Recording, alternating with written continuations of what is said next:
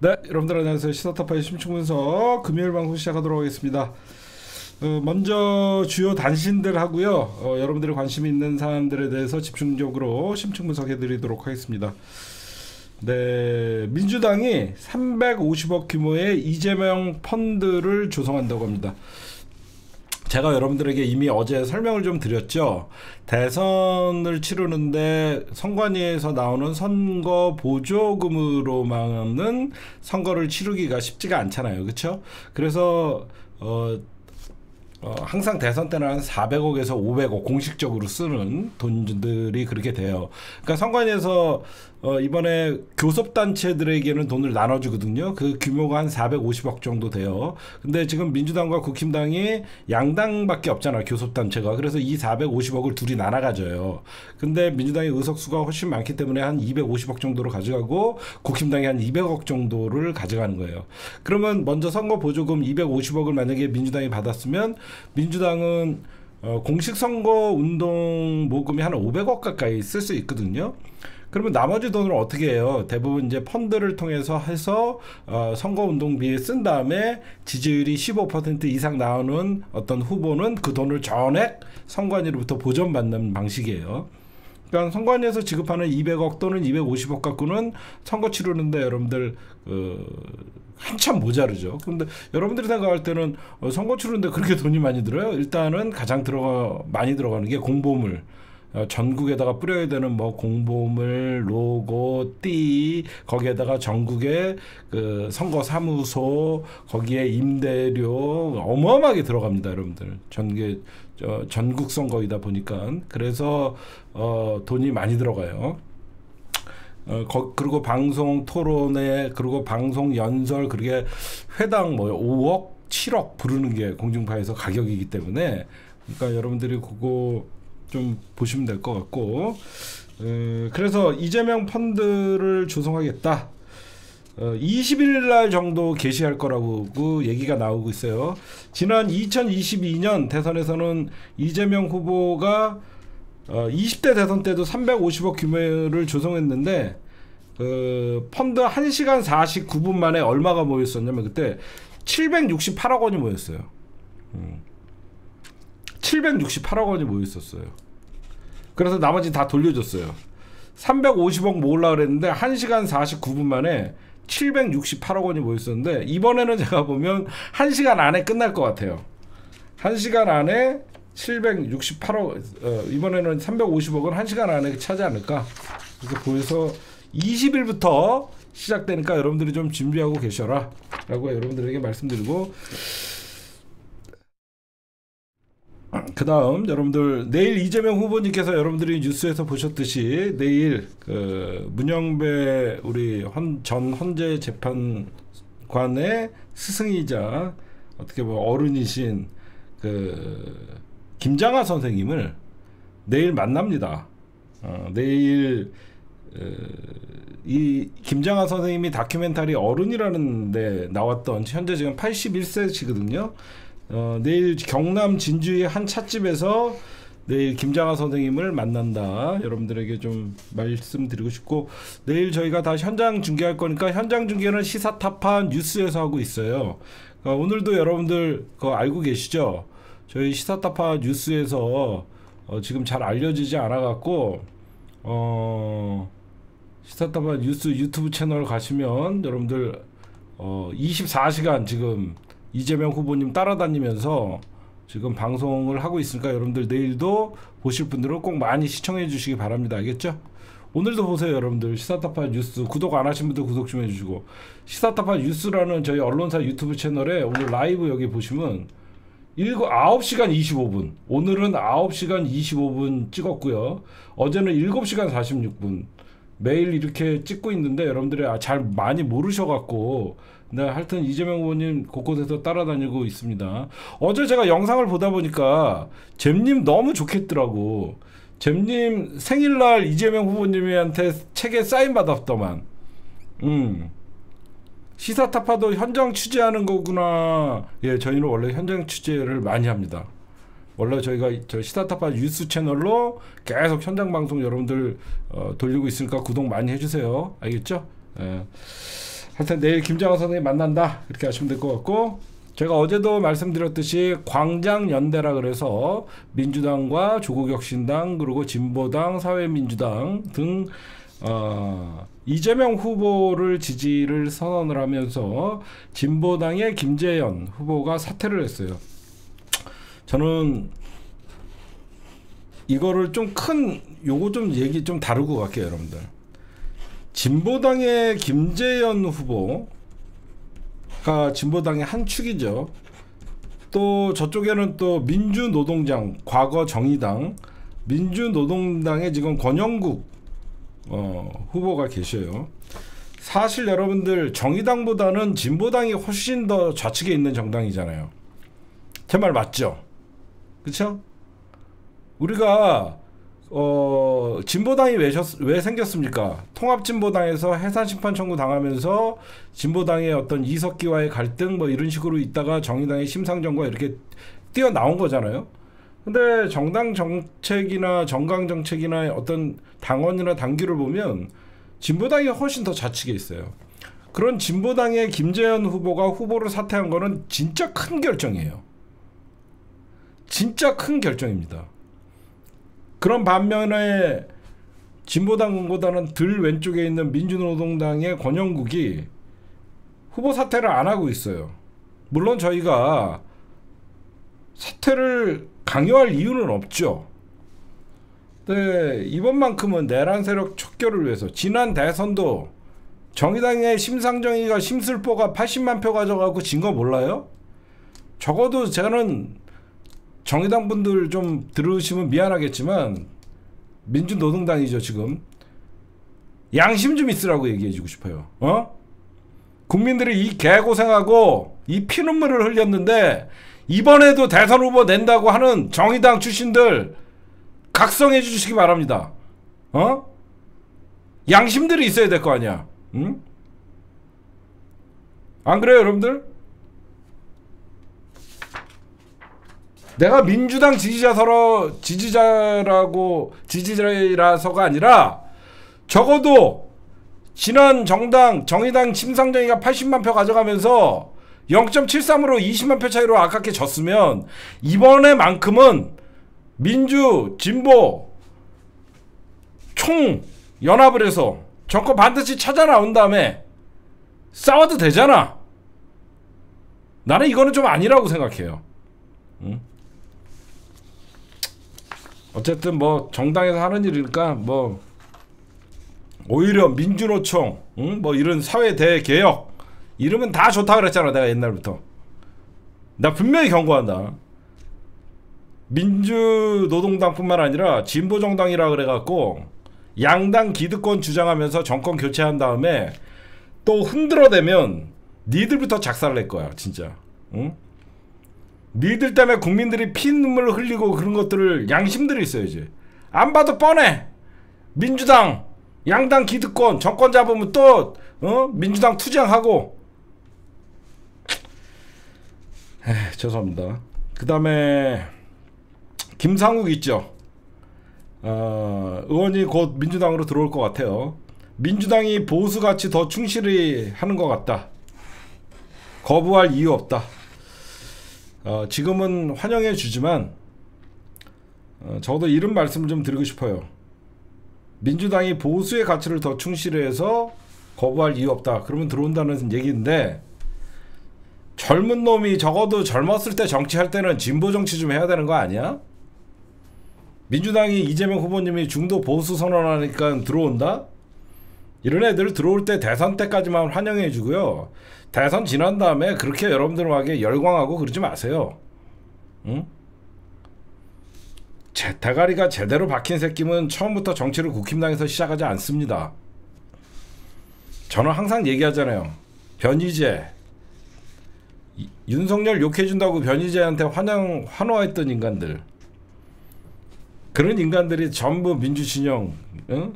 윤석열 욕한다고 이준석한테 환영해줬던 인간들. 제가 뭐라 그랬습니까? 우리랑 결이 다른 사람이다. 결이 다른 놈들의 공공의적인 윤석열 욕해준다 그래갖고 환영할 필요가 없는 거예요. 바뀌지 않아요 그 새끼들은. 근데 이재명 후보님 만나고 도와준다고 하니까 들어와 이 새끼야. 그냥 갈 데도 없잖아. 의석 한 석이라도 갖고 있는데 들어와. 그 다음에 오늘 굉장히 중요한 뉴스가 하나 있었어요. 이게 굉장히 묻히는데 어떤 중요한 뉴스냐면 지금 여러분들은 정치에 관심 있는 분들은 많이 아실 거예요. 김현종 이재명 후보의 외교 안보 보좌관이 미국의 고위 당국자, 즉 백악관의 고위 당국자들과 회동을 가졌다. 이 뉴스가 굉장히 중요한 거거든요. 이게 왜 중요하냐면 언론에서 제대로 얘기하지 않는데 우리나라의 그 현재 권력을 잡고 있는 국힘당 출신들의 그 김효 누구죠? 김태효나 이런 외교 안보 라인이 가서 겨우 만난다는 게 어떤 놈들이냐면 부부 보좌관이에요. 진짜로 이거 저니까 얘기해 주는 거예요. 부부 보좌관 이런 애들은요 고위 당국자라고 얘기해 주지 않아요. 적어도 백악관 고위 당국자를 만났다는 것은요 보좌관 중에서도 수석 이런 사람들을 만난 거예요. 그쵸? 보좌관에서 수석 보좌관 또는 그러니까 안보 보좌관 뭐 이런 사람들을 만난 거예요. 중요한 사람을 만난 거예요. 근데 이게 뭐가 굉장히 의미 있게 봐야 되냐면요. 김 전 차장이 그러니까 김현종 외교안보 이재명 후보의 보좌관이 백악관의 고위 당국자를 만났다는 걸 떠나서 백악관에서 대한민국의 대통령 선거 전에 특정 정당 후보의 보좌관을 만났다는 게 굉장히 여러분들 중요한 거예요. 제 말 맞죠? 응? 미국은 절대 다른 나라의 대선에 개입하지 않는다는데 특정 정당 후보 측의 보좌관을 만났다는 게 굉장한 의미가 있는 거예요. 이게. 응? 그러면 미국도 판세를 읽고 있다라는 거잖아. 응? 미국의 백악관의 고위 당국자들이 왜 김현종의 김현종 외교안보 보좌관을 왜 만나게 해서 미국은 이미 판세를 다 읽고 있다라는 거잖아. 그럼 뭐야? 이재명 후보가 대통령 될 가능성이 크고 강력한 후보다라는 걸 인식해 주는 거잖아. 응? 그럼 뭐야? 왜 만났어? 이 사람들이 김현종을 왜 만났어? 민주당의 이번에 이재명 정부의 외교 안보 정책을 물어보고 싶은 거지. 그치? 민주당의 외교 안보 정책을 물어본 것이지. 특히 미국 측이 염려하는 게 뭐예요? 한미일 삼국관계. 쟤네들이 염려하는 게 한미일 군사동맹뿐만 아니라 한미일 삼국관계를 어떻게 풀어나갈 것이냐. 기존의 윤석열 정부의 기조와는 좀 다른 게 분명한데 어떻게 할 것이냐. 그런 것들이 가장 궁금해했을 테고 지금 제가 미국 측의 지금 가장 큰 염려가 뭡니까? 핵무장이야. 핵무장. 근데 미국이 왜 그러면 이재명 후보님의 외교안보 보좌관을 만났겠어? 미국은 절대 대한민국의 핵무장을 용인해주고 싶지 않거든. 근데 국힘당 저 나부랭이 새끼들은 맨날 무슨 자체 핵개발, 자체 핵무장 이런 뜬금없는 소리 하니까 이번에도 우리나라 민간국가 됐잖아. 우리나라 민간국가 지금 현재 민간국가로 지정돼 있어요. 그러면 한국의 독자 핵무장에 대해서는 김현종 대표가 그럴 일 없다.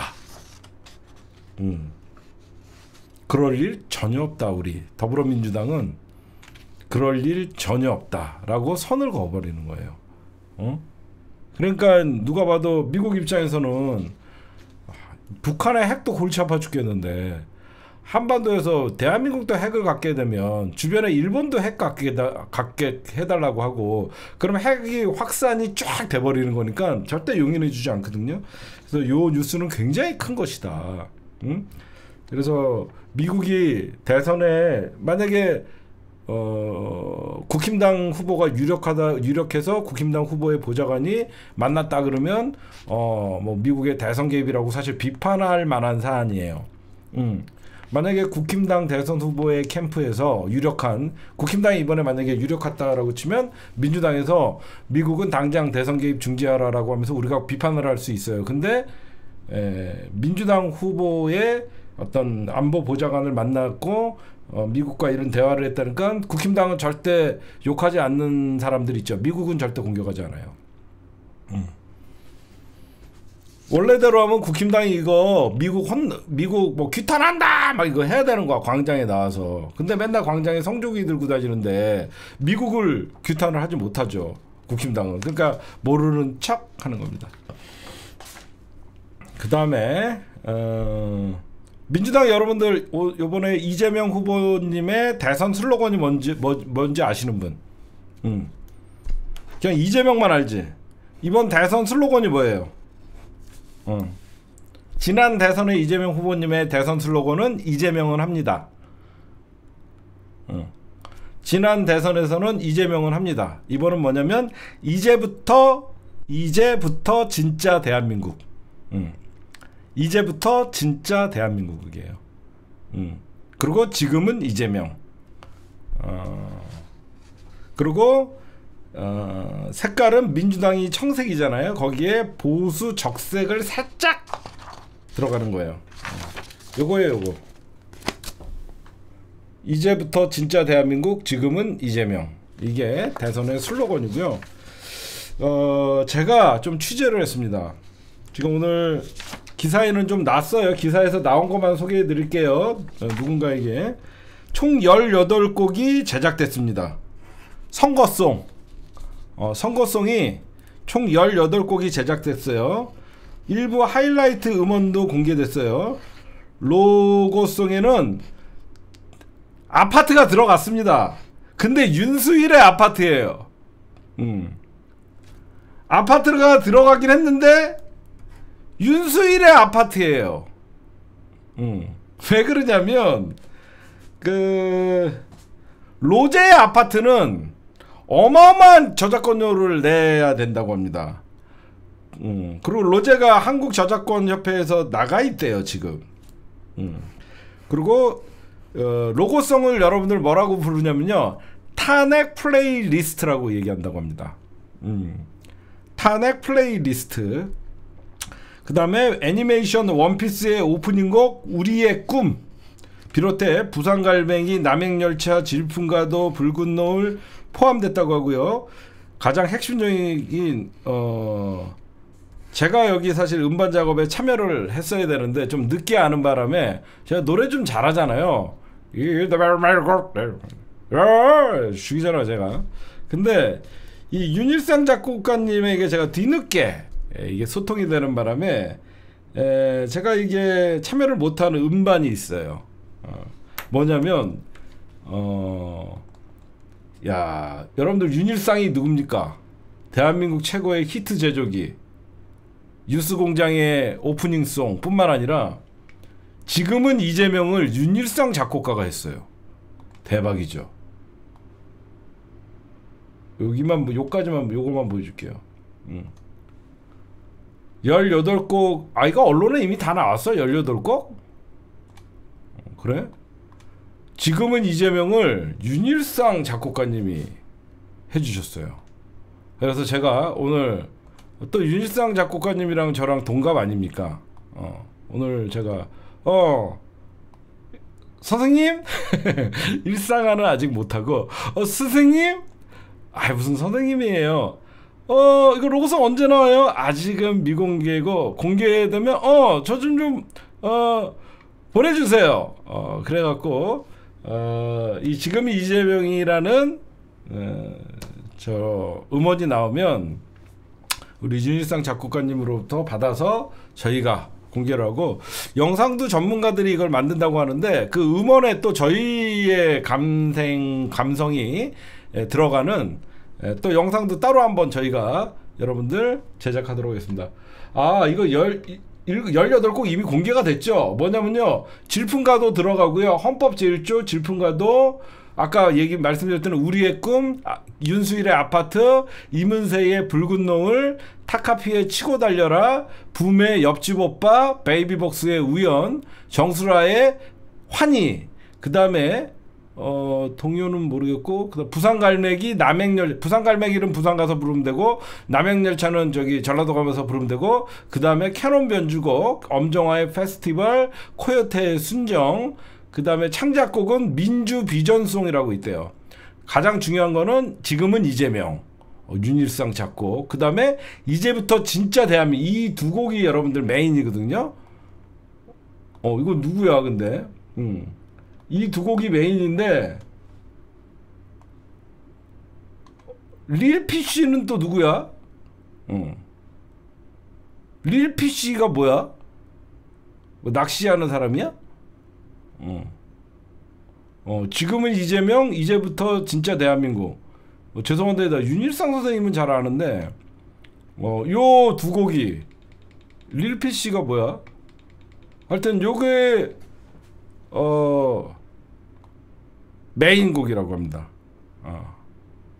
하여튼 여러분들이 기대 많이 해주시고, 조만간 내가 일상씨? 나왔다고? 바로 보내줘. 우리 시청자들한테 소개 좀 해주게. 그렇게 하고, 근데 사실 통할 때는 선생님 이래요. 동갑인데 선생님 소리 들으니까 좀 그러신가 봐요. 그래서 우리 또 새날이 오면, 또 좋은 날이 오면 소주 한잔 하면서 저희 또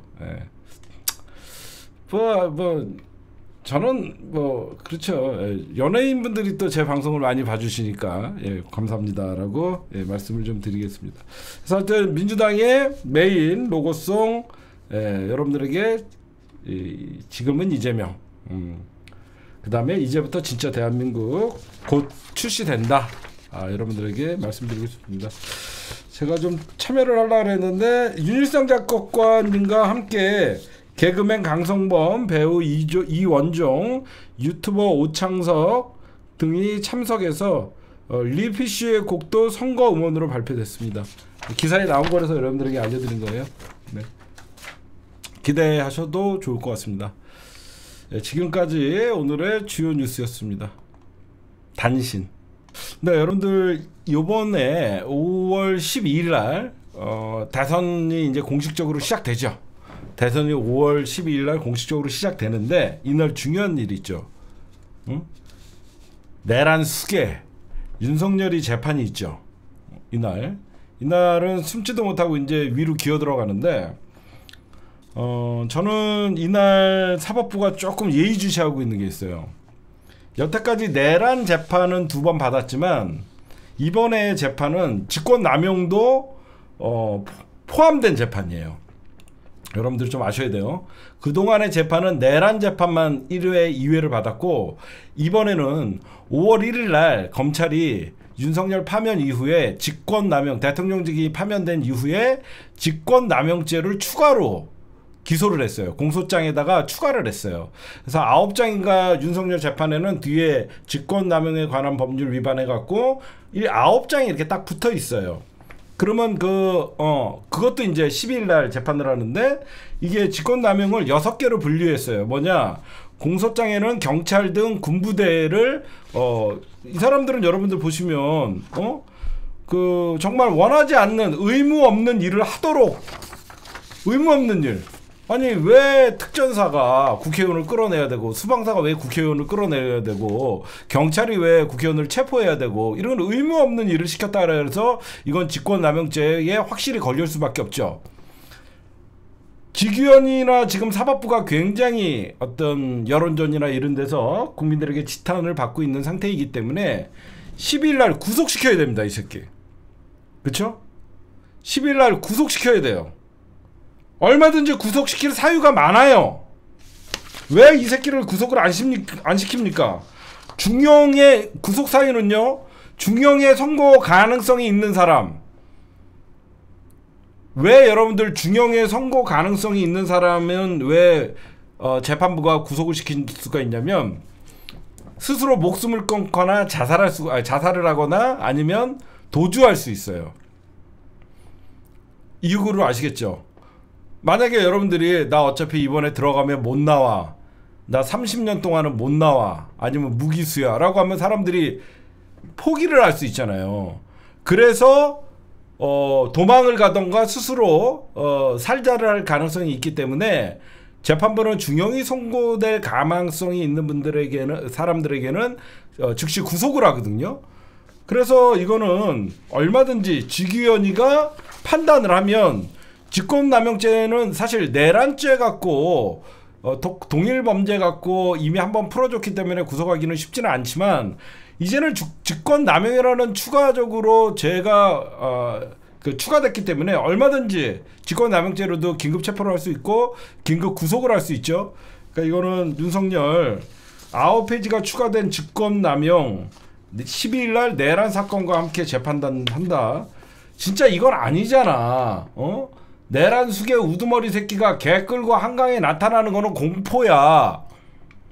한강에 진짜 놀러 갔던 사람들은 무슨 죄야? 지금 대한민국에서 가장 위험한 범죄자는 윤석열입니다. 제 말 맞죠? 지금 대한민국에서 가장 위험한 범죄자는 윤석열이에요. 이런 윤석열을 왜 구속을 안 시키냐고요? 응? 어디서 무기지정 아니면 사형받을 놈이 계산책을 시킵니까? 말 같지도 않은 소리잖아요. 빨리 구속시켜야 된다. 그런 말씀을 좀 드립니다. 그 다음에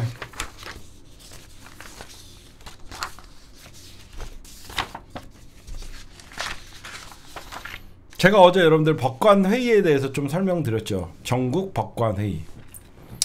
지금 전국 법관회의가 드디어 임시회가 26일날 여러분들이 유튜브나 방송을 통해서 언론을 통해서 보셨죠. 26일날 이제 전국 법관회의가 이제 열리게 돼 있습니다.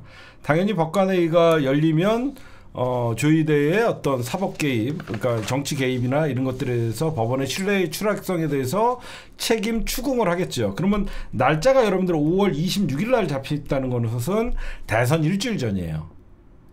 대선 일주일 전에 잡혔다는 것은 전국 법관회의에서 조의대 사퇴의 요구가 본물치듯이 나올 가능성이 굉장히 크다는 겁니다. 민주당이 그래서 여러분들 조의대 특검을 보류시켰어요. 근데 현재 제가 오늘 좀 취재를 했어요. 민주당의 어떤 그 기류나 이런 거를 좀 취재를 해봤더니 이거 있는 그대로 말씀드릴게요. 청문회는 실시한다. 청문회는 꼭 실시한다. 그래서 14일 날 조의대 청문회는 예정대로 실시가 되고 이날 청문회에서 어떤 조의대의 태도에 따라서 조의대가 어떤 그러니까 조의대가 굉장히 거짓말을 하거나 굉장히 누가 봐도 드러나는 그 뻔뻔함이나 이런 게 있으면 특검을 이날 법사위에서 상정할 수도 있다. 진짜 이거 여러분 따끈따끈한 정보야. 14일 날 조의대 청문회에서 나오는 조의대가 거짓말로 일관한다든가 답변을 거부한다든가 계속 옛날에 이상민 행자부 장관 같이 답변하지 않겠습니다. 뭐 이런 식으로 나온다던가 제 말뜻 뭔지 알겠죠? 조의대가 청문회에 뭐 안 나온다든가 아예 뭐 안 나온다든가 나오더라도 답변하지 않겠습니다. 또는 이렇게 건방진 태도로 할 경우에는 법사위에서 조의대 특검안을 상정할 수도 있다. 조의대 특검안을 상정할 수도 있다는데 지금은 이제 오늘 박찬대 원내대표가 이런 얘기를 해요. 조의대 스스로 사퇴 안 하면 탄핵 검토하겠다. 세게 나가는 거죠. 이재명 후보님은 밖에서 계속 선거 유세하고 민주당이 여러분들 이렇게 세게 나가는 이유가 뭐냐면 투트랙이죠. 딴짓거리 못하게 하는 겁니다. 민주당 잘하고 있는 거예요. 이재명 후보는 경제인들 만나고 시민들 만나고 다니고 민주당은 다 지켜보고 있다. 법원, 국정원, 그 다음에 검찰 니들 딴짓거리 못하게 조의대 청문회 실시한다. 탄핵도 검토한다. 계속 압박하는 거죠. 근데 그러면서 뭐야 5월 26일 날 이제 전국 법관회의가 잡혔으니까 굳이 민주당이 먼저 칼자루를 뺄 필요는 없다. 이거는 제 정무적인 판단인데 여러분들 저는요 5월 26일 전에 조의대 탄핵이나 특검을 하면 안 된다고 생각해요. 어디까지나 제 정무적인 판단은 왜 그러냐면 5월 26일 날 전국 대법관회의에서 법관들이 오히려 난리를 치고 사퇴를 요구했는데 조희대가 거부할 때 이해를 하십니까? 아니 눈치 보지 말고 탄핵이 아니라 잘 들어봐. 왜 나는 강경파인데 나는 좀 전략가잖아. 내가 왜 그러냐면 조희대가 법관회의가 열리기 전에 민주당이 선제 탄핵을 하거나 선제 특검을 해버리면 그 법관회의에서 조희대 성토가 되지 않고 법원 감싸기가 될 수 있다라는 거야. 제 말 맞죠? 민주당이 선제로 조희대를 날리고 탄핵을 하고 특검을 해버리면 오히려 법원 대표회의에서 조희대를 향해서 비토가 나와야 되는데 법원 전체가 공격받았다는 식으로 프레임이 전환될 수 있다라는 거야. 여러분들도 생각해도 그렇죠. 야, 민주당이 너무한 거 아니냐? 그렇다고 대법원장을 탄핵을 해? 우리가 법관 회의한 다음에 얼마든지 지켜본 다음에 할 수도 있는데 이런 말이 나올 수가 있거든. 그래서 제가 보면 5월 26일 이전에는 일단 14일 날 조희대 청문회를 실시를 하고 법관들 회의에서 조희대 성토장을 만들어주는 게 필요하다는 거지. 그렇잖아요. 조희대를 아니 그런 법관들 전국 법관들이 모여갖고 이런 이례적인 평소 30년 법관 생활에도 이런 재판이 없으니 이거는 누가 봐도 명백한 대선 개입 아니었습니까? 그러니까 민주당에서 탄핵을 한다, 법원의 숫자를 늘린다, 이런 조치들이 나오는 거 아닙니까? 이거는 법원의 권위를 떨어뜨린 겁니다 라면서 법관들이, 즉 판사들이 조희대를 비판하게 만들어줘야 된다는 거야. 오히려 우리가 먼저, 그러니까 이거는 전문용어로 있는 거야. 우리가 먼저 판을 흔들 필요는 없잖아. 그쵸? 저는 여러분들 선거 많이 치러봤잖아요. 우리가 뭐하러 먼저 판을 흔들어. 저쪽에서 판을 깔았는데 왜 우리가 판을 엎어. 저쪽 판이 어떻게 돌아가는지를 보고 저쪽 판에서도 조희대 성토 비토가 나오면 조희대는 법관들에게 사퇴 압박을 받아. 근데 그 다음날 어떤 얘기들이 들어가. 조희대 버티기로 지금 일관, 판사들 조희대 사퇴 연판장 돌려, 뭐 연명장, 뭐 계속 이쪽이 이제 법관 대 조희대의 싸움이 되잖아. 이해를 하십니까? 가만 냅두면 전국 대법관들, 전국 법원 판사들과 조희대의 사퇴하냐 안 하냐 갖고 지네끼리 싸움이 나는데 굳이 민주당이 나서 갖고 그 판을 엎어버리거나 흔들어서 타겟이 민주당을 향해 갖고 뭐 사법부의 독립 침해니 이런 얘기 들을 필요 없다라는 거지, 내 말은. 그렇죠? 그러니까 정치는 그래서 타이밍이라는 게 저는 그래서 개인적으로는 민주당이 5월 26일 며칠 안 남았잖아. 5월 26일까지 법관들이 조희대를 압박을 하면 조희대가 사퇴 안 하냐를 지켜보면 안 하고 버틸 때 언제 한다? 정권 교체된 다음에 조희대 탄핵안을 날리는 거지. 머리 좋지? 뭐하러 민주당이 대선 전에 조희대 탄핵안을 발의를 하거나 조희대 특검을 해갖고 대선판을 흔들어. 지금은 오히려 민주당은 흔들리지 않고 그냥 가면 되는데 민주당이 굳이 이 판을 흔들 필요가 없잖아. 26일이면 그 다음 주면 민주당의 대통령이 탄생을 하잖아. 그러니까 26일까지 법관끼리 싸우게끔 만들면 며칠 갈 거 아니야, 지네끼리 치고받고. 그러면 조희대가 버티기 모두 들어가면 민주당이 정권 교체 딱 한 다음에 조희대 탄핵안을 올리면 판사들이 와 해줄 거예요. 그러니까 물러나라 그럴 때 물러났어야지. 그러면 어떻게 돼? 판사들한테 응원도 받고 판사들이 자정작용을 통해서 어떤 사법부의 질서를 좀 만들려고 했는데 조희대라는 원흉이 안 물러나니까 민주당이 탄핵안을 꺼냈다라고 하면 사법부에서도 전국 법관회의나 그 판사들, 조희대 사퇴를 요구한 판사들도 민주당의 행동에 박수를 칠 거 아니야. 그러니까 절대 제가 말씀드리고 싶은 것은 지금은 정치는 타이밍이에요. 딴 건 아니고 이게 만약에 평시 상태 같으면 그냥 거침없이 탄핵 날리고 특검하고 그러면 좋지만 지금은 우리 1번 후보가 사라질 위기에서 우리가 벗어났잖아. 선거 되게 웃기죠. 1번 후보가 사라질 위기에서 벗어나니까 2번 후보가 사라질 위기가 오잖아. 그렇잖아. 우리 후보 사라질 뻔했잖아. 근데 그 위기를 넘기니까 저쪽 후보가 지금 사라질 위기가 왔잖아. 그러니까 이게 선거라는 게 타이밍인 거야. 그래서 우리는 이제는 위기는 벗어났잖아요. 이재명 후보님의 경험만 철저히 하면 되니까 후보는 일단은 우리가 위기를 벗어났으니까 우리가 법관들 회의 26일을 지켜본 다음에 얼마든지 조의대 청문회, 저는 대선 이후에 해도 늦지 않다는 생각을 합니다. 개인적으로. 제 의견에 동의하시면 여러분들 그냥 동의하시고, 아니다, 그래도 저 새끼는 탄핵을 해야 된다라고 하시면 뭐 그분의 말도 나쁜 건 아니죠. 전 둘 다 찬성이에요. 조의대 날려도 찬성, 뭐 탄핵해도 찬성, 뭐 특검해도 다 찬성인데, 굳이 뭐 정치 분석을 오랫동안 하고 대선을 많이 지켜본 제 입장에서는 민주당이 유리한 상황에서 대선판을 굳이 흔들 필요는 없다.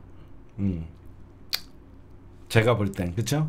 민주당이 유리한 상황에서 굳이 민주당이 대선판을 흔들 필요는 없을 것 같다 라고 해서 저는 조의대 14일 청문회를 우리가 예의주시하자, 그렇게 여러분들에게 좀 말씀을 드리고 싶습니다. 예.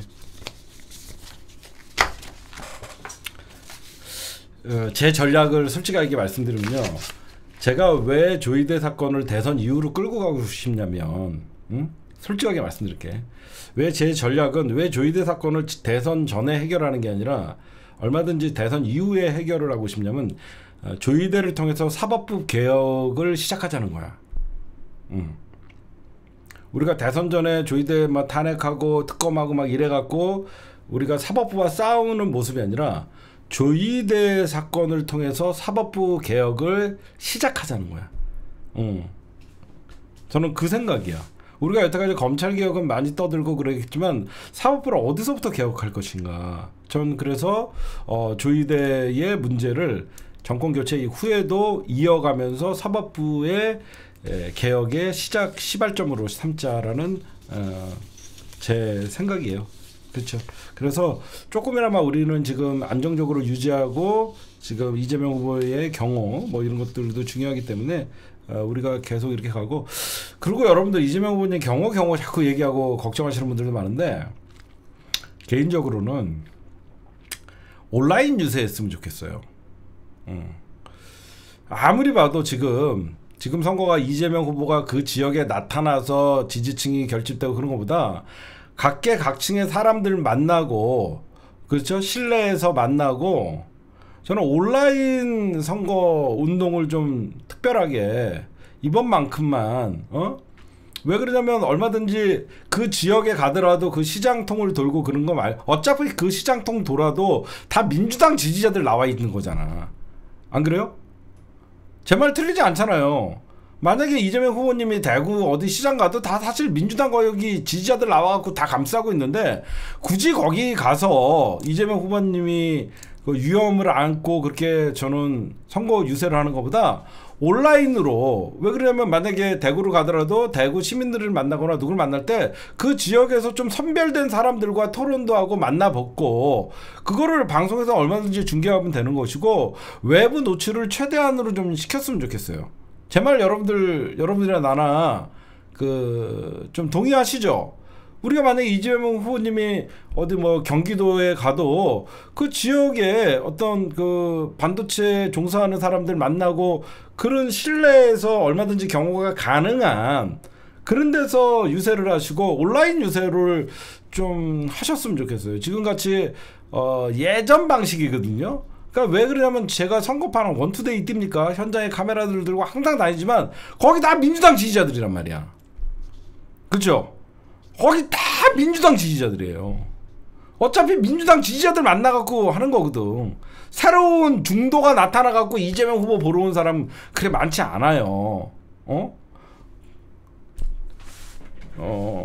그래서 제가 보면 이재명 후보님이 온라인 선거운동으로 전환을 하면, 이게 왜 중요하냐면, 오죽하면 이재명 후보가 온라인 후보로 전환했을까. 왜 그러면 이거는 명분이 있는 게, 이재명 후보는 이미 한 번의 테러를 당하셨잖아.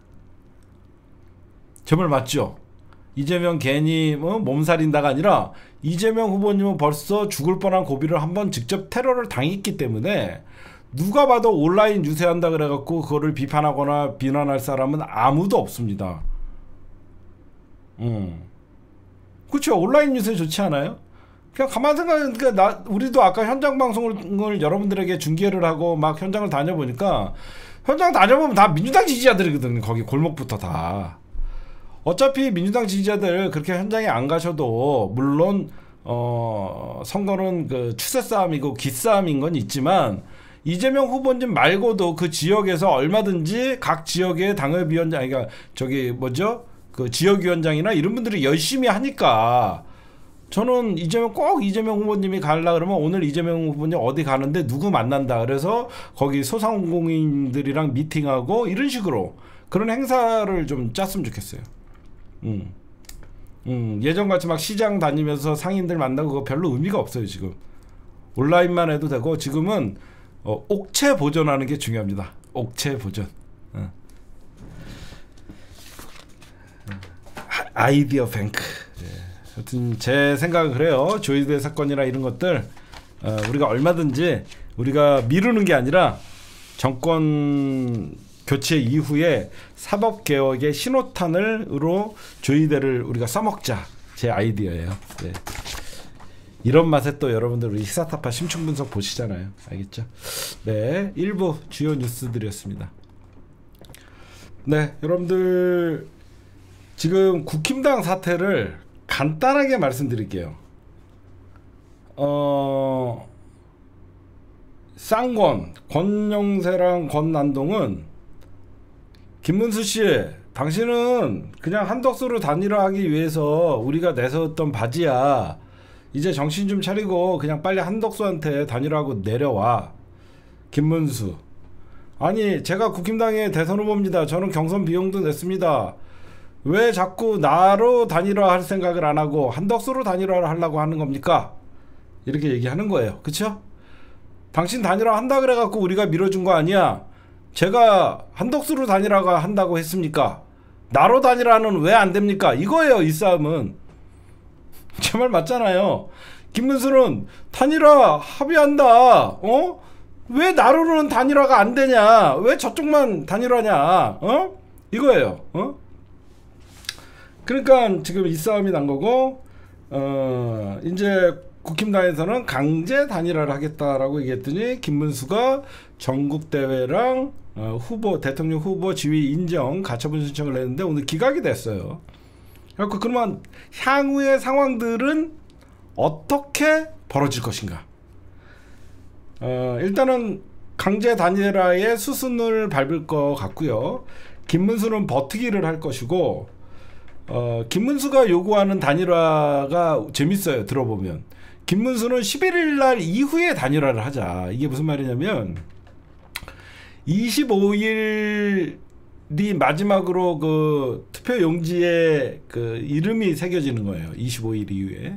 그러니까 25일 전에 단일화 하자. 그러면 되지 않냐. 그랬더니 김문수는 저는 그러면 선거 보조금을 받지를 못하는데 저는 제 돈을 써야 됩니다. 그러니까 한덕수는 어떻게든지 11일 전에 하자. 그래야지 자기가 국힘당에 200억 받는 돈에 그 선거 자금으로 쓸 수 있다. 왜 그러냐면 11일이 넘어가면 김문수는 국힘당의 대선 후보고 한덕수는 무소속의 대선 후보가 돼요. 그러면 무소속의 대선 후보는 자기가 그러니까 무소속 때 김문수가 단일화를 하더라도 무소속으로 선거를 치러야 되지 무소속 단일화 후보가 국힘당으로 들어와서 후보를 못 치릅니다. 왜 그러냐면 선거법상 그러니까 무소속으로 대통령 후보 등록을 해놓고 만약에 입당을 하게 되면 후보가 취소돼요.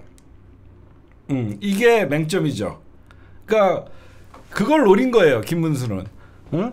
한덕수가 무소속으로 후보 등록을 하면 아무리 단일화를 한덕수가 이기더라도 입당을 못해요. 입당을 하는 순간 후보 자격이 박탈돼요. 그러면 국힘당은 후보를 내지를 못해요. 그래서 김문수는 어떻게 하든지 11일까지 시간을 끌라고 하는데 제가 보면 이거 골치 아파져요. 왜 그러냐면 지금 김문수가 낸 가처분 신청이 사실상 기각이 되면서 국힘당 쪽 손을 들어준 거거든요. 국힘당 손을 들어준 거는 뭐냐면 김문수가 낸 법원의 가처분이 이거예요. 그 국민의힘 원외 당협위원장들이 국민의힘 전국위원회랑 그러니까 전당대회를 못 열게 해달라는 거랑 첫 번째 가처분, 두 번째 가처분은 대선 후보 지위를 인정해달라. 이거 둘 다 기각을 했어요. 일단은 국민의힘에 손해를 들어준 거죠. 그래서 이제 국민의힘은 당원 74조 2의 취지를 고려하여 단일화 여론조사를 실시한 다음에 전당대회를 열 시간이 없잖아요 지금. 그래서 전당대회 대신 할 수 있는 게 전국이래요. 민주당 같은 경우에는 전당대회 말고 그 중앙위라고 해서 여러분들 알다시피 국회의원들 중앙위의 소속은 그러니까 전국위가 뭐냐면 현직 국회의원들, 그 다음에 지자체장들, 그 다음에 당협위원장들 이런 사람들만 모여갖고 투표를 하는 거예요. 그러면 당연히 지금 친준 세력들이 다 잡고 있으니까 전국위를 열게 되면 오히려 더 그냥 김문수 날리는데 하자가 없죠. 저는요 김문수 날라갑니다. 지금 보면 김문수가 이길 가능성이 없어요. 김문수가 불리해졌어요. 왜 김문수가 불리해졌냐면 법원에서 김문수의 그 전당대회 가처분, 후보 지위 가처분을 전부 기각을 하는 바람에 김문수가 지금 불리하게 됐어요. 현재는. 그래서 지금 권영세랑 그 권난동이가 지금 전국위를 열어서 후보 교체를 하려고 나오고 있어요. 이게 무슨 말이냐면 지금 김문수는 당무 우선권, 지금 내가 대통령 후보니까 당무 우선권은 나에게 있다. 그래서 전국위 소집도 내 허락을 받아야 된다. 이거예요. 김문수 주장은. 일리가 있죠. 내가 대통령 후보니까 전국위를 소집하더라도 내가 소집해야 된다. 내 허락이 있어야 된다. 이거고 지금 국힘당의 권선동과 권영세와 권난동은 당무 우선권보다는 최고위계의 권한이 있다. 그 이유는 상당한 후보 교체의 사유가 있을 때. 애매하죠. 상당한 후보 교체의 사유. 지금 권영세나 권난동 입장에서는 이렇게 얘기하죠. 분명히 단일화를 한다라고 수차례 얘기했고 그래서 당원과 지지자들에게 지금 그 선택을 받았는데 지금 단일화를 11일 전에 이행하고 있지 않아서 후보 교체에 상당한 이유가 있다. 이게 지금 국힘당의 어떤 권영세와 권난동의 그 일이죠. 이 권영세랑 권난동이가 얼마나 비열한 새끼들이냐면요. 윤석열이가 여러분들 지난 대선에 대통령 후보로 당선되자마자 국힘당에 당무 우선권을 내세워서 이준석이가 임명한 사무총장을 갈아엎어요. 무슨 말씀인지 아시겠죠? 윤석열이가 당선된 다음에 그 당시에 국힘당의 대표가 이준석이었는데 이준석이가 자기 말을 안 들으니까 사무총장을 교체해버렸어요. 그때 권선동과 권영세가 그때는 당무 우선권이 있는 윤석열에게 하는 일이 맞다라고 했던 놈들이에요. 그때는 대통령 후보의 지위가 있는 윤석열이가 사무총장 교체할 권한이 있다라고 하면서 당무 우선권을 우선시했던 놈들이 이제 와서는 김문수가 대통령 후보로서 당무 우선권을 주장을 하니까 그건 당이 먼저 있다. 이렇게 하면서 지 말을 바꾸는 형태입니다. 현재. 그러면 그 현재 법원에서 이 가처분 기각이 나옴으로써 그 김문수는 이제 위기에 됐죠. 사실 만약에 오늘 인용이 됐다라고 하면요. 김문수는 가만히 있어도 11일까지 대통령 후보가 됐고 권영세나 권난동은 물러날 수밖에 없었어요. 근데 이게 기각이 되면서 이제 상황이 대반전이 된 거예요. 그래서 권선동이는 전국위를 열어서 후보 교체를 강행을 할 의지를 보여주고 있는 것이고 내일 어떻게든지 11일 전에 국힘당 후보 교체를 착수를 한 거예요. 이거를 눈치채고 김문수가 오늘 밤에 한덕수랑 둘이 만났어요. 오늘 낮에 여러분들 의총장 개판된 거 아시죠? 낮에 김문수가 국힘당 의총당에 가갖고 처음에는 환대를 받다가 나올 때 자기 죽어도 연설을 하면서 못 물러난다니까 싸움이 났는데 갑자기 그 의총장 나오고 오후에 기각이 나온 거예요. 의총장에서까지는 김문수가 가처분 신청한 게 결과가 나오지 않았었는데 그 의총장 나온 이후에 갑자기 기각 사태가 벌어진 거예요. 그래서 김문수가 지금 오늘 저녁 8시 반에 8시 반에 단일화 협상을 했어요. 진짜로. 왜 그러냐면 이러다가 김문수도 날아갈 수밖에 없다라는 생각이 있어서 한덕수와 만나갖고 1대1로 만난 게 아니라 이제 실질적으로 2명씩 데리고 저쪽에서는 척키 누구죠? 김문수는 척키랑 또 한 명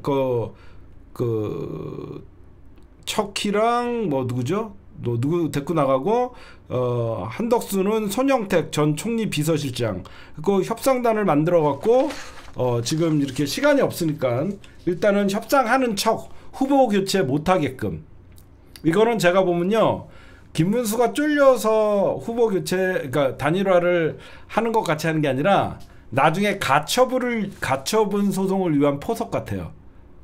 제 말 맞죠? 왜 그러면 국힘당은 이제 김문수가 제기한 가처분 신청이 기각됐으니까 후보를 교체하려고 이제 마음 먹었잖아요. 근데 김문수는 후보를 교체하면 또 할 수 있는 게 있죠. 끝까지 진상 부릴 수 있어요. 후보 교체 가처분 신청. 후보 교체 가처분 신청을 또 하게 되면 또 국힘당은 내용에 빠질 수밖에 없는데 그러면 후보 교체를 하면 안 된다라고 할 때 김문수에서 자료를 내야 되잖아. 그쵸? 김문수 쪽에서 후보 교체는 말도 안 된다. 후보 교체 사유가 단일화를 한다 그래놓고 단일화를 안 했다라고 하면서 후보 교체를 할 거 아니에요? 근데 오늘 기각이 되자마자 김문수가 한덕수를 만난 것은 나는 단일화를 하기 위해서 만났다. 만나고 우리가 진행 중인데 당 지도부가 개입을 해서 나를 강제로 교체시켰다. 그걸 만드는 겁니다. 제가 이 바닥에 원투데이 있습니까? 만약에 김문수가 진짜 쫄리고 그러면 아예 버티기 들어가거나 소송을 하는데 이거는 오히려 김문수가 한덕수를 먼저 만나자 그래갖고 8시 30분에 단일화 협상 룰 논의를 한다는 것은 우리는 아직도 논의 중인데 당이 나를 강제로 했다. 증거를 만드는 거예요. 그러면 자기가 가처분 소송이 인용됐어요. 후보 교체는 안 된다라는 법원의 판단이 나올 수 있다라는 희망을 걸고 하는 거예요. 제가 볼 땐 그래요. 그리고 지금 국힘당 지도부는 여러분들 교체 수순에 들어갔다라고 여러분들이 보시면 될 것 같아요. 그 다음에 이런 분석 누가 해줘? 내가 해주지. 그러니까 김문수한테 변수가 된 거예요. 기각이 되는으로써. 근데 김문수는 아직 쓸 수 있는 카드들이 많아요. 후보 교체하면 또 가처분 신청. 또 가처분 신청하면 또 여러 가지 되고. 근데 김문수도 오늘 여러분들 만약에 후보 교체 가처분 신청을 하면 김문수가 유리해 보이긴 해요. 어떤 면에서 왜 그러냐면 이번에 대통령 후보 지위 인정은 날아간 그 이유를 보니까 김문수가 진짜 단일화 한다고 수십 번 얘기했잖아요. 수십 번 얘기해갖고 아직 법원에서 볼 때는 국힘당이 네가 네 입으로 단일화를 22번이나 얘기하고 그래서 아직 국힘당은 단일화가 진행 중이기 때문에 대통령 후보 지위 인정을 해줄 수는 없다. 네가 한 말도 있기 때문에 그런 판결인데 여기 여러분들 제가 오늘 결정문을 좀 봤거든요.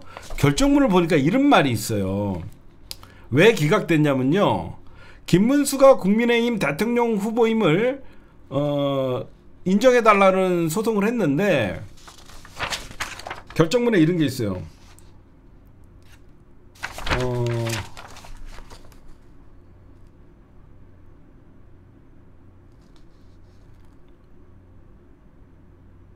이렇게 썼어요. 현재로서는 채무자 국민의힘은 김문수가 대통령 후보자 지위 자체를 전면적으로 부인하고 있지 않다. 이게 무슨 말이냐면 현재 국민의힘이 그러니까 김문수가 국민의힘을 상대로 낸 소송이잖아. 법원에서 이래요. 국민의힘은 김문수가 대통령 후보자 지위 자체를 전면적으로 부인하고 있지 않다고 한 것을 지적을 한 거예요.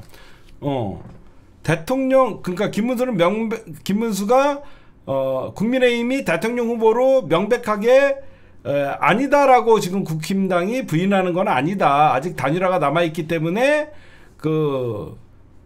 국힘당이 완전한 교체를 위한 게 그렇다고 볼 수 없다. 그러니까 그러니까 김문수 캠프 입장에서는 봐라, 김문수가 국민의힘 대통령 후보임을 법원에서도 인정을 한 것이다, 이렇게 얘기를 하는 거죠. 그래서 내 방송에서는 속보 올렸다가는 바로 차단돼요. 알겠죠? 그런 거 올리지 마요. 그래서 지금 현재까지 보면 그러니까 지금 후보 교체, 나중에는 여러분들 알다시피 당대표의 직인이 지켜야 되잖아요. 대통령 후보가 되려면 당대표의 직인이 지켜야지 중앙선관위에 올리는데, 김문수가 대통령 후보 지위 인정 가처분 신청을 낸 거는요, 만약에 법원에서 이게 인용이 됐으면 옥세가 필요 없대요. 옥세가 필요 없대요. 만약에 법원에서 김문수가 국힘당의 대통령 후보 이미 맞다라고 해줬으면 옥세가 필요 없다라고 합니다. 굳이 옥세를 찍지 않고 봐라, 법원에서 인용해 준 거다라고 하면서 중앙선관위에 가져가면 대통령 후보로 등록이 된다는 거예요. 그래서 여러분들이 김문수가 버틴 거고, 지금 이제 국힘당의 이제 권영세나 권난동은 전국위를 소집을 해서 후보를 박탈할 겁니다. 후보 지위를 박탈하고 새로운 경선 또는 외부 인사 영입, 그래갖고 한덕수를 추대할 거예요. 그 이유는 여론조사 있잖아. 8일날 9일날 어제 오늘 실시한 한덕수 김문수 후보 적합도의 여론조사를 통해서 한덕수가 높이 나왔다라고 공고를 하면서 대통령 후보를 이제 중앙위에서 전국위에서 중앙위는 민주당이고 전국위에서 지금 교체를 아마 할 거고 날릴 겁니다. 얘네들은 왜 그러냐면 권영세랑 권난동은 뒤가 없잖아요. 권영세랑 권난동은 미래가 없잖아. 이번에 당권 뺏기면 죽는 거기 때문에 얘네들은 이제 법적으로 이제 후보 교체를 한다라고 땅땅땅 하면 김문수는 또 후보 교체 가처분 신청을 내고 또 법정으로 가게 되고 이게 되는 거죠. 왜 그러면 얘네들은 이미 정해져 있었잖아요. 어떻게든지 김문수한테 한덕수로 단일화 시키려고 했는데 김문수가 버티니까 어떻게든지 꼬투리 잡고 했는데 김문수가 법적 조치까지 취할 줄 몰랐는데 법적 조치까지 가갖고 굉장히 당황을 했는데 다행히 국민의힘 손을 들어줘서 하는 건데 저는 이런 생각을 해요. 후보를 저쪽에서 강제로 교체해도 땡큐. 제가 하고 싶은 얘기는 그겁니다. 김문수가 되든 한덕수가 되든 사실 우리에게는 말도 안 돼요. 제가 볼 때 이번 판결은 정당해요. 왜 정당하냐면 김문수도 그동안 떠든 게 있어요. 근데 이 판결문을 자세히 보면 김문수가 국힘당의 대선 후보가 아니다가 아니라 김문수가 국힘당의 대선 후보로 아직까지는 확정됐다고 볼 수 없다. 그리고 국힘당이 후보 교체를 염두에 두고 했다고 할 수 있는 명백한 위법사항은 없다야. 그쵸?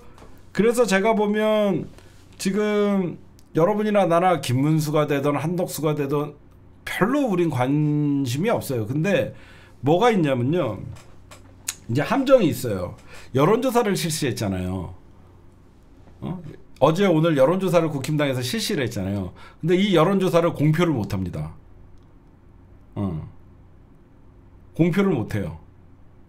개총수님도 김문수 승산으로 본 것 같은데 낮방송을 안 보셔서 그러는데 저는 친윤이 이긴다고 얘기했어요. 김문수가 못 버틸 것이다 라고 얘기했는데 하는 꼬라지를 봐서는 김문수가 이겼으면 했었는데 이경 후보랑 쟤랑 내기를 했죠. 근데 여러분들을 보시면 지금 여론조사를 공표를 못해요. 이유가 대선 후보를 위한 여론조사이기 때문에 정당에서 한 거잖아. 대선 후보 여론조사를 정당에서 한 것은요, 대선이 끝난 후에 할 수 있어요. 대선 후에는 할 수 있습니다. 그러면 제가 여기서 여러분들에게 말씀드리고 싶은 건 뭐냐, 김문수가 그냥 보통 사람이 아니에요. 약간 똘끼가 있잖아요. 김문수가 여기서 순순하게 물러날까? 물러나든 안 물러나든 후보 교체하는 순간 국힘당은 완전 분당, 탈당, 분열 그 자체입니다. 우리는 땡큐야, 여러분들. 후보 교체하는 순간 민주당은 더 대승을 합니다. 그렇죠? 국힘당의 당원들은 뭐가 된 거야? 그러니까 우리는 아무 상관없어. 여러분들은 뭐 김문수 편, 한덕수 편 이렇게 되고 있는데 둘 다 똑같은 새끼들입니다. 언제부터 우리가 김문수를 응원하고 그런 거 아무 상관없어요. 솔직하게 얘기해 줄게. 지금 상황에서 민주당의 가장 베스트는 후보 교체예요. 그쵸? 후보 교체야. 후보 교체하는 순간 뭐 이런 사기 정당이 다 있냐 그러면서 내부에서 개싸움이 일어나고 박살 나는 거예요. 왜 우리가 무슨 김문수 버텨라 그럴 필요도 없어요. 끝까지 진흙탕 싸움하고 김문수 가처분 걸고 권영세 옥새 들고 날르든가 말든가 후보 교체하면 또 난리가 나요. 또 김문수를 지지했던 당원들도 있고 지지자들도 있을 거 아니에요. 그럼 이건 사기다 라고 하고 우리가 뽑은 후보 지켜라. 안 봐도 뻔하지 않아요? 안 봐도 뻔하지 않습니까? 지금은 후보 교체를 하든 말든 우리한테 아무 상관없어요. 근데 다만 저런 게 있어요. 왜들 근데 어차피 김문수가 올라오던 한덕수가 올라오던 패전철이잖아.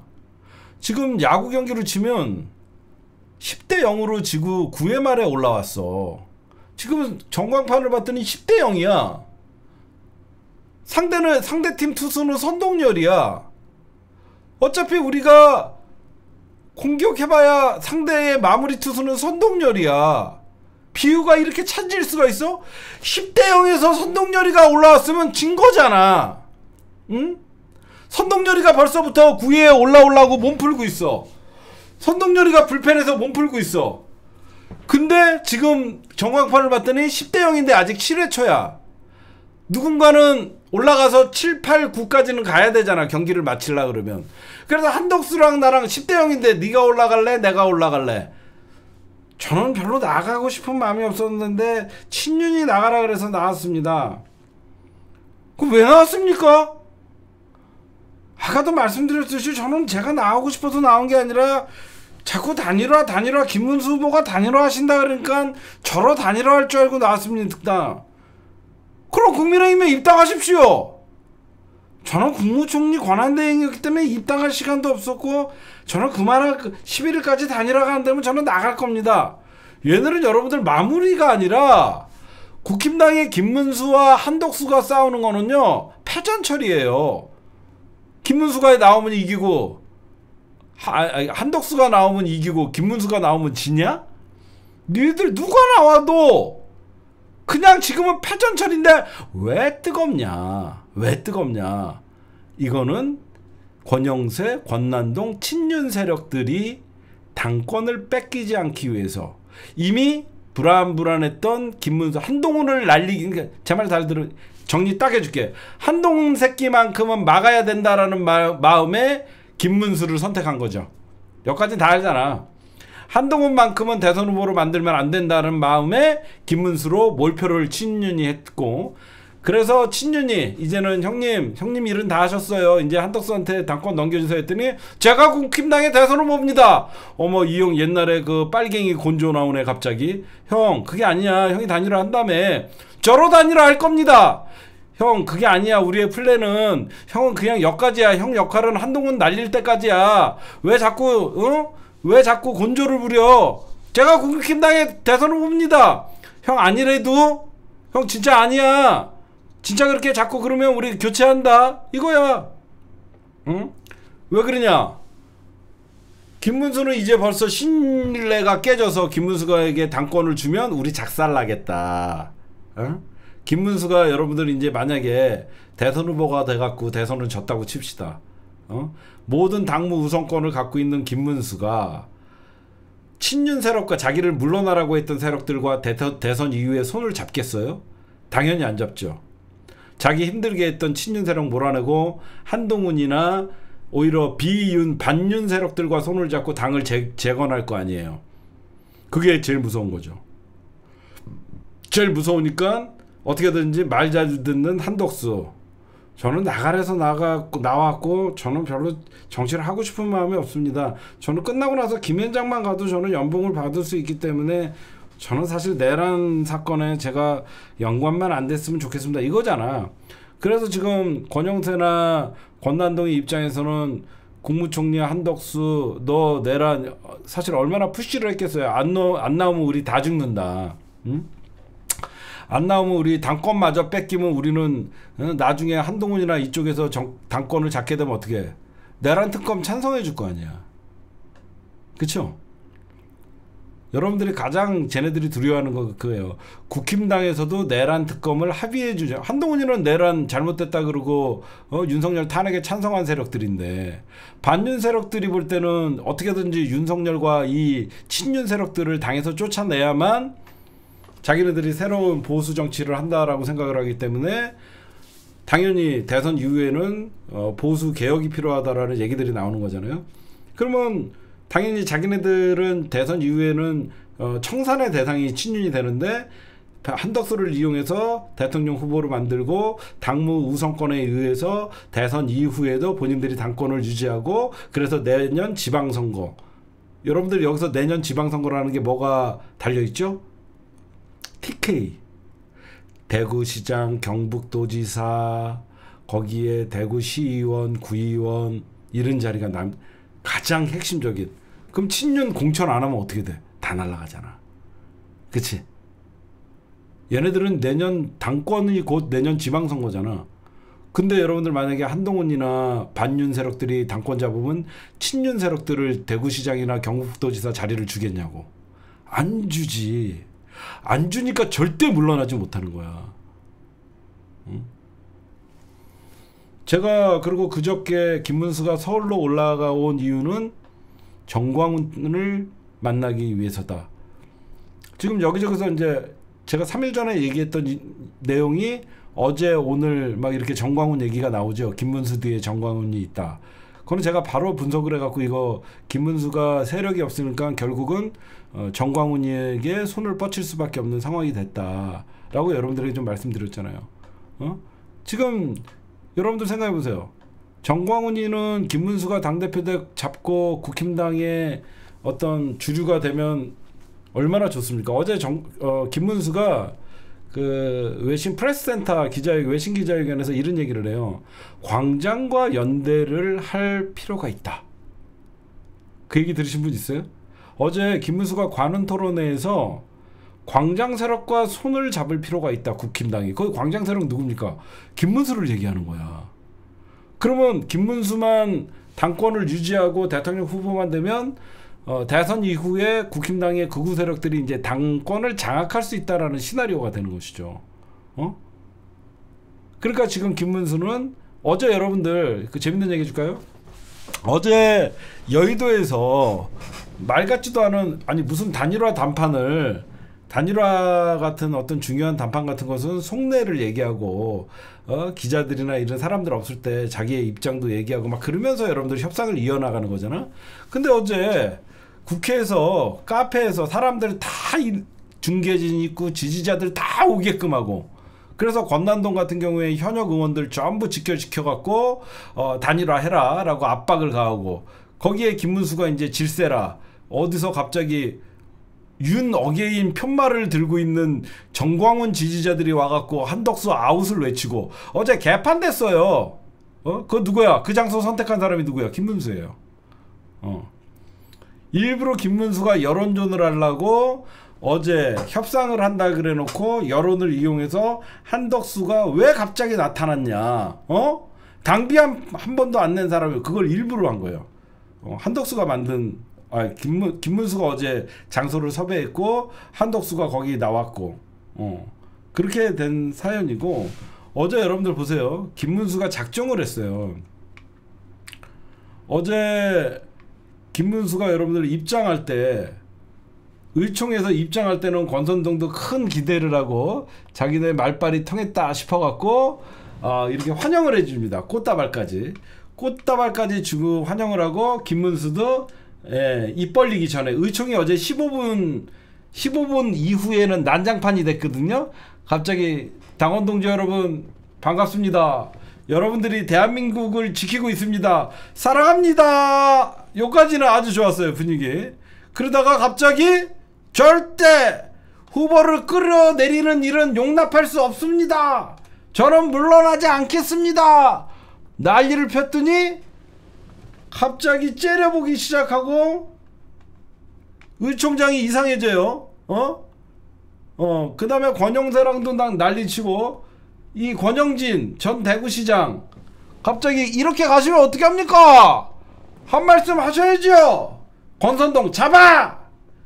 갑니다! 하면서 도망가고, 어제 이게 의총장이야.